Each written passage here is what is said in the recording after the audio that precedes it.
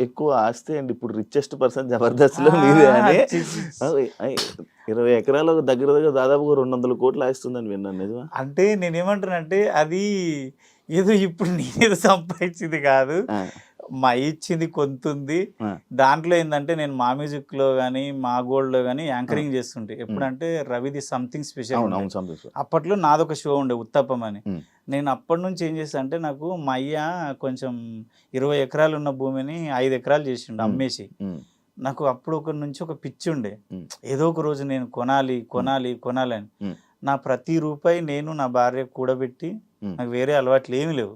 పని మందు, చేసుకున్నా సిగరెట్. హైదరాబాద్ వెళ్ళిపోతా. హ్మ్. మందంటే ఎప్పుడో ఒకసారి ఎవరైనా బావ కలిస్తే తప్పదు. ఇంక వాళ్ళు నువ్వు పెద్ద తోపు, హ్మ్. నువ్వు తాగవు నేను మాదెందుకు తాగ తాగుతావులే.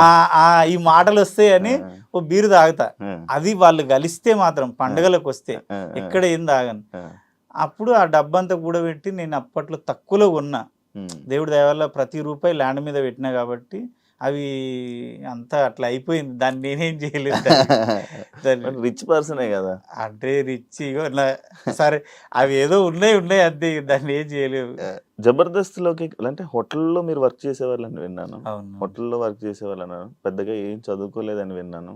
లైక్ ఈ జర్నీలోకి ఎలా మారింది బ్రో మీ రూట్ జబర్దస్త్ గాని, అంటే ఎంటర్‌టైన్‌మెంట్ షోస్? నేను 10థ్ అయిపోయి